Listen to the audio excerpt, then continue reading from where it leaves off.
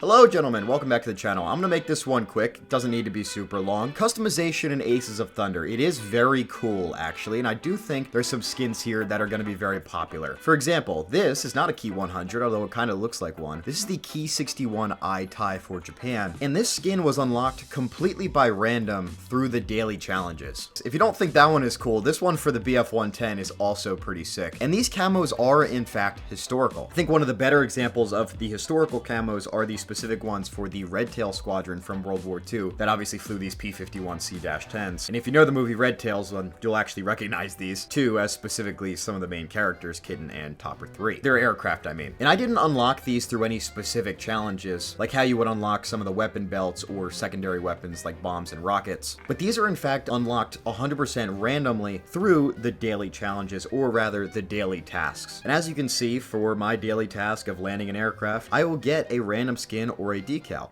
And I already did one today, and that's what I showed off to you guys in this Key 61 Eye tie. This is the normal skin, and it looks plenty fine, but of course this one will probably actually be a little bit more functional and a little bit cleaner for those who are more for the aesthetic feel, right? But these are not the only things that you can unlock. You can actually go into these decals. You'll get 2 decal slots per aircraft, and you get all of these selections. So we're gonna go through all of them right now, starting with the bottom. So these pinups, inventory items can be obtained by completing daily tasks or unlocked via trophies. And this is not a trophies thing if you're interested. This is just the monthly leaderboard. But yes, all of these are options, and we'll quickly go through all of them. So the nose art right here. I think I have one, and it's one of these mouths. Japan, the Japanese ones, the British ones, if they will load. There we go. Lots of ones for the British. These are all decals that you can put on any aircraft. These are not locked per nation at this point. That may change in the future. Here's the USSR ones. Germany, plenty for Germany here as well. Some really cool ones. And of course ones for the United States, also pretty dang neat. And these are like specific squadron patches or famous aircraft.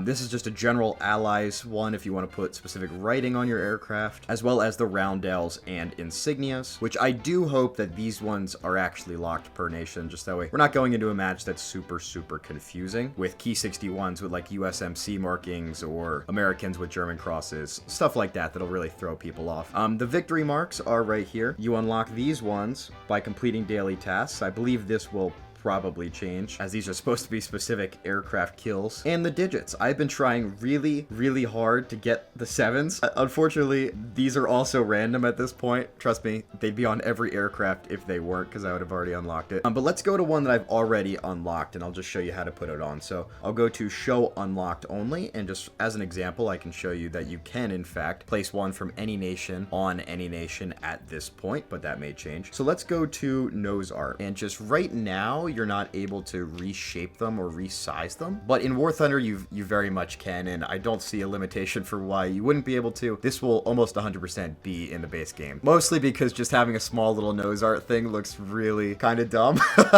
But you'd imagine if I had like an eyeball that went with it, it could look pretty sick. This does also only show up on one side of the plane as of right now, but again, this will change. I'm just kind of showing off the base customization, and generally I do think that this is actually a good system for this. I think for some of the more complicated camouflages, it would actually be cool to have specific challenges to hit, as that'll sort of give people a reason to progress through certain things that they maybe wouldn't normally fly, like maybe some ground attack aircraft or nations like the USSR, whose aircraft may not be as popular as some of these other nations when the game releases, at least in the servers for specific countries. You're curious about the customization for World War I? There is no limitation on this either. You can put whichever one you want on here, although it doesn't seem like there's specific camouflages for these aircraft quite yet. I would actually really like to see that for the German aircraft especially.